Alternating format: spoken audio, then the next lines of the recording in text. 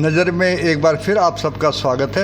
आज नज़र में हम मिलवाने जा रहे हैं अंजलि शर्मा से, जो सामाजिक कार्यकर्ता के साथ साथ राजनीति में भी काफ़ी सक्रिय रही हैं और इनका काफ़ी सामाजिक जो एक्टिविटीज़ थी उनमें काफ़ी अच्छा रोल रहा है। इसके अलावा वे एक जॉब भी करती हैं और उनका जो पिछले 15-16 साल का जो संघर्ष रहा वो एक काफ़ी अच्छा रहा और उस संघर्ष की बदौलत ही उन्हें आगे कदम पे कदम उन्हें एक तरह से कामयाबी मिल रही है। तो अंजलि जी, दिवाली का मौका है, आप हमारे तमाम दर्शकों को और जो आपको राजनीति या सामाजिक क्षेत्र में लेके आए उनको आप क्या मैसेज देना चाहेंगे?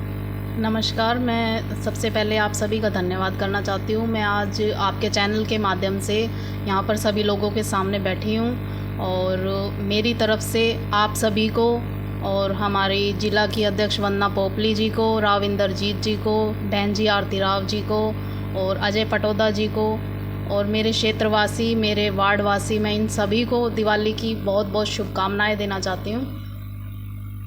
तो आप अपने बारे में परिचय देंगे, क्योंकि जब कोई भी व्यक्ति जी या महिला हो या पुरुष हो जो हाईलाइट होता है तो लोग उसके जीवन के बारे में जानना चाहते हैं कि उनका जीवन किस तरह संघर्षपूर्ण रहा है। इस बारे में आप क्या कहना चाहेंगे?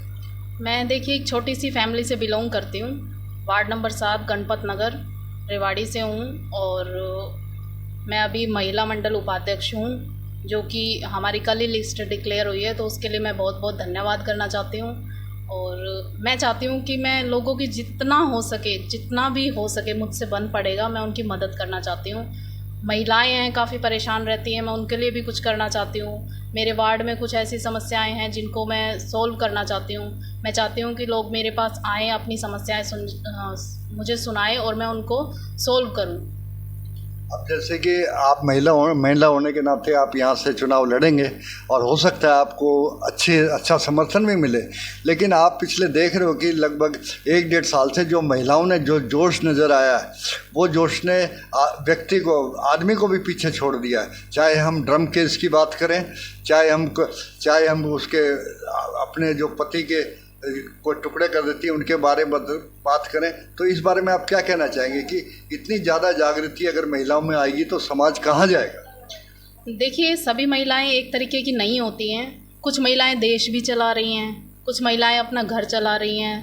तो कुछ केसेस हुए हैं जिसके लिए महिलाओं के लिए शर्मिंदगी भी होनी चाहिए, लेकिन जो महिलाओं के साथ आज तक गलत होता आया है वो भी गलत है। जो महिलाएं अब कर रही हैं, अपनी शक्ति का जो फ़ायदा उठा रही हैं, वो भी गलत है।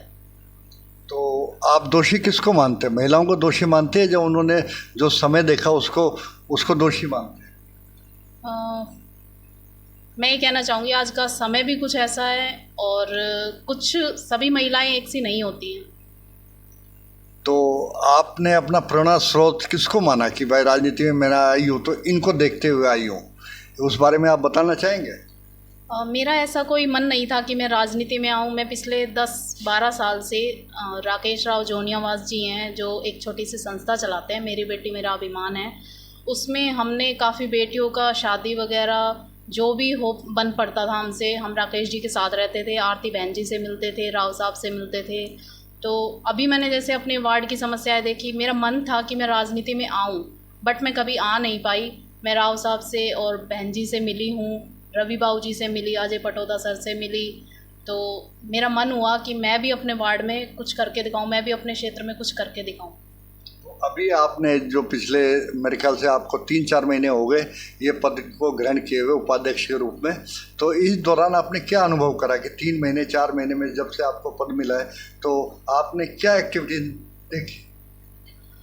मैंने पद मिलने के बाद काफ़ी मीटिंग अटेंड की हैं, जो PWD में भी हुई हैं, जो बाहर भी हुई हैं।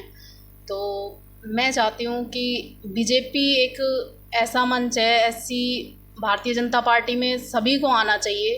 ये नहीं है कि हम राजनीति के तरीके से आएँ। भारतीय जनता पार्टी ने इतना कुछ दिया है, मोदी जी ने ये हरियाणा में जो ये 2100 रुपये महिलाओं के लिए किए हैं, तो एक महिला को आगे बढ़ाने के लिए जो सरकार ने किया है वो अभी तक किसी ने नहीं किया। लेकिन अभी फ़िलहाल हम बात करें मोदी जी के ऊपर, तो मोदी जी का एक तरह से विरोध हो रहा है, खासकर तब से हो रहा है जब से नेपाल में एक तरह से वहाँ के प्रधानमंत्री को हटाया उसके बाद से विरोध हो रहा है और मोदी पे अनेक आरोप लग रहे हैं, तो इस बारे में आप क्या कहना चाहेंगे? देखिए, सरकार तो कोई भी आए, कोई भी प्रधानमंत्री बने, आरोप सब पे लगे हैं, विशेष मोदी जी पे नहीं, सभी पे लगते हैं। तो आपका लक्ष्य क्या है राजनीति में, आके क्या एक्टिविटीज़ है जो आपने करनी है? मैं यहाँ पर सबसे पहले तो अपनी महिलाओं को आगे बढ़ाना चाहूँगी। दूसरी, जो परेशान हैं, जिनकी समस्या का समाधान नहीं हो पा रहा है, मैं उनकी समस्या का समाधान करना चाहती हूँ। मैं चाहती हूँ, जो कुछ लोग होते हैं कि अपने माँ बाप को बाहर निकाल दिया घर से, मैं उनके लिए, भगवान मुझे ऐसा बनाए कि मैं उनके लिए एक वृद्धाश्रम खोलूँ, और जो अनाथ बच्चे होते हैं मैं उनके लिए भी कुछ करना चाहती हूँ। प्लस में मेरा वार्ड, मेरा परिवार तो है ही। मतलब मेरा वार्ड मेरा परिवार, मतलब वार्ड की जितनी भी परेशानियां हैं, मैं एक तरह से, आप एक तरह से उनको सॉल्व करना चाहती हैं। तो अब ये तो आपका एक छोटा सा लक्ष्य हुआ कि भाई वार्ड का इलेक्शन जीत भी गए, फिर आपने कार्य करा, फिर आगे आपकी एम्बिशन क्या है? आगे और बढ़ने की इच्छा है मेरी। पहले हम, अभी तो ऐसा कुछ नहीं है कि मैं इलेक्शन लड़ूं ही लड़ूं, जैसा भी राव साहब का आदेश होगा मैं वैसा ही करूंगी, और उससे आगे मैं कुछ नहीं करूंगी। अगर वो बोलेंगे नहीं, राव साहब तो आदेश दे सकते हैं, क्योंकि सुरेश सैनी जी हैं, वो लक्ष्मण जी के साथ थे, तो आप उनके खिलाफ चुनाव लड़े तो हो सकता है राव साहब आपको आदेश दे दें। फिर क्या देखिए, मैं किसी के खिलाफ नहीं लड़ना चाहूँगी। मैं अपनी जो जनता के बीच में मैं उतरूँगी, मैं उस हिसाब से ही लड़ना चाहूँगी। मैं किसी के खिलाफ नहीं लड़ना चाहूँगी। सभी अपने मन में तो सभी मतलब अच्छे से काम ही करते हैं। सुरेश सैनी जी हैं, वो भी अच्छे से काम ही कर रहे हैं, हम उनकी बुराई नहीं करेंगे। तो बाकी कुछ समस्याएं होती हैं, कुछ वो सॉल्व करेंगे, कुछ मैं करूँगी। अगर हो पाएगा, मैं पार्षद बन जाऊँगी, तो मुझसे और आगे बढ़ने की कोशिश करूँगी मैं उससे। नहीं, प्रतिद्वंदी के बिना तो कोई भी चीज़ संभव नहीं है। अगर या तो आपको सारा वार्ड मिलके ये कह दे कि आप निर्विरोध यहाँ से पार्षद हो, तब तो बात एक अलग है। अन्यथा आपके खिलाफ भी लोग उसमें चुनाव में उतरेंगे। फिर आप क्या कहना चाहेंगे?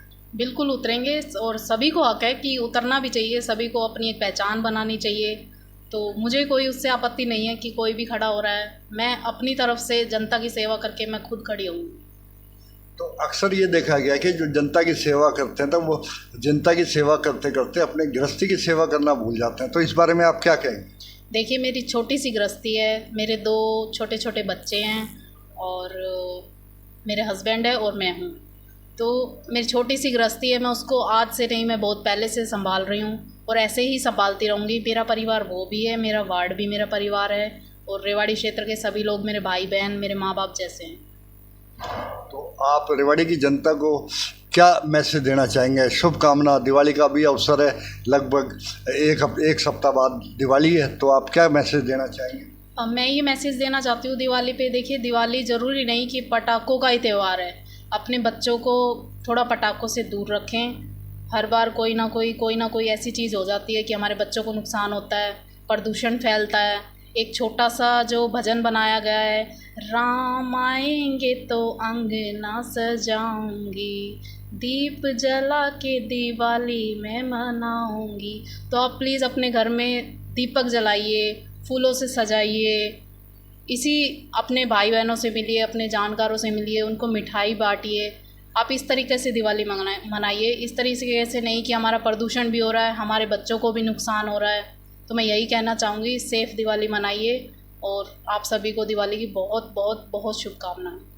आपका हमारे कार्यक्रम में आने के लिए हार्दिक धन्यवाद, और उम्मीद करते हैं कि आपका जो इंटरव्यू है वो लोगों को काफ़ी पसंद आएगा।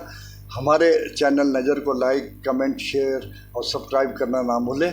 मिलते हैं अगले कार्यक्रम में, तब तक के लिए नमस्कार।